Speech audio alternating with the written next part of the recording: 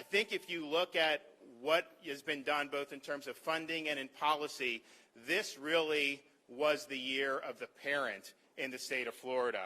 We took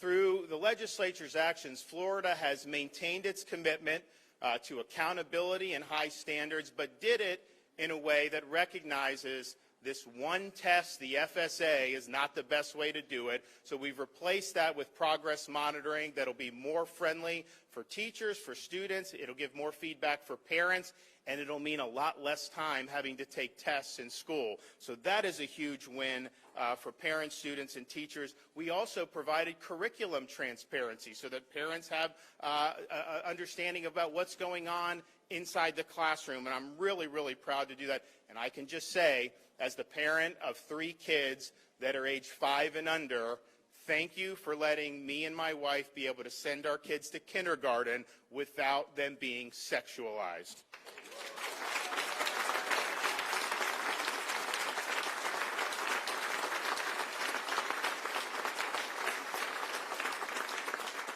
If you look at the transparency provisions, if you look at what they did to make sure that we're not treating people different on the basis of race, we in Florida showed a commitment to education, not to indoctrination. And I want to thank the legislature for doing that.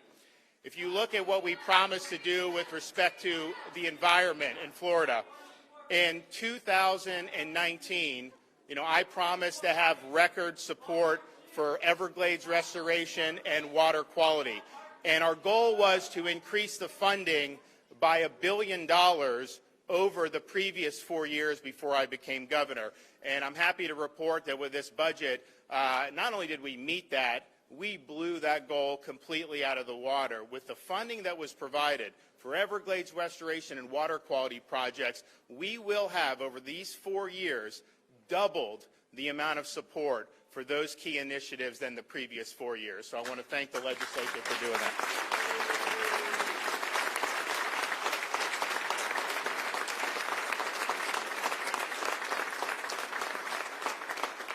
The legislature has also continued our commitment to Resilient Florida. We've been able to launch a lot of great projects, and I know Speaker Sprowls was instrumental in that. Based on last year and this year, we will have a total of over $1 billion to those really important initiatives that are going to make our state stronger. So thank you for doing that. And then the tax relief package, I think, was the biggest we've seen in a long time. It was $1.3 billion, and it has relief targeted at the consumer staples, which are going up in record numbers, things like school supplies, gasoline, disaster preparedness. They even did, and this is something that the First Lady and I are very thankful for, it wasn't my idea, give them credit, they did a tax holiday for diapers. So all of you know how much these diapers cost. I got my oldest is out of them. My middle kid's almost out of them. But I got the one little girl that still has a lot of diapers left, and so that is going to be a huge relief to a lot of parents throughout the state of Florida.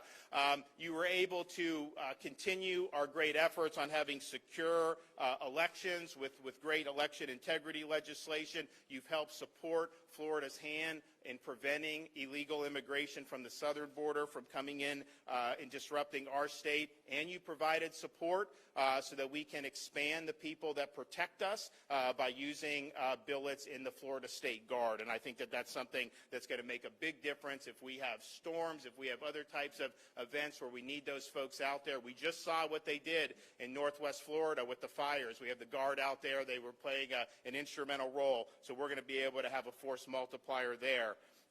You've stood up and protected life in ways that have never been done in the history of this state, so I want to thank you for doing that. You've increased subsidies for foster parents, and then you have a responsible fatherhood initiative that recognizes that fathers need to play a big role in their kids' lives, and I think those are going to have a huge, huge impact going forward.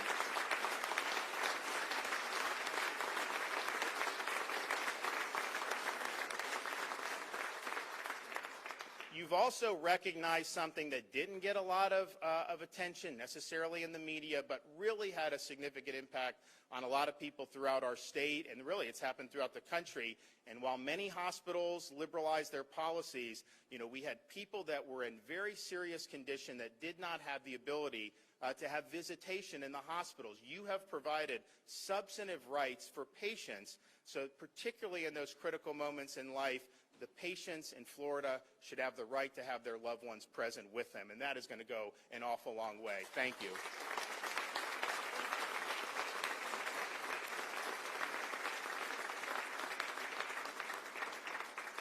And then finally, I just want to thank the legislature personally for a couple months ago, I stood at in the House of Representatives and said that we wanted to increase our support for cancer initiatives, and I talked about what the First Lady was going through. I said she would be cancer-free at some time this year.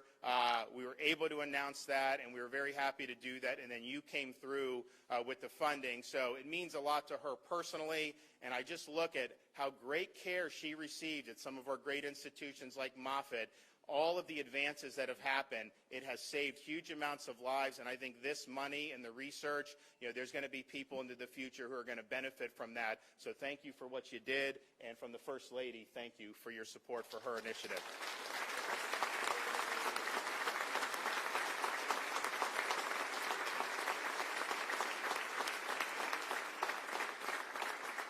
And so I just want to thank the two leaders here. I think if you look at what they've been able to accomplish over their 2 sessions, this is considerable amount of achievements. And, Senator Simpson, you've produced a huge amount of really good things. You've worked very hard to do it, and I appreciate your friendship and all you've been able to do. And Speaker, you had a lot of very high aspirations for what you could accomplish, and you met those aspirations. And so I want to thank you. You've been a good friend and a good partner, and I think that you guys are going to both have very bright futures in whatever you choose to do. So with that, why don't we let the legislative leaders come up? So Wilton, you want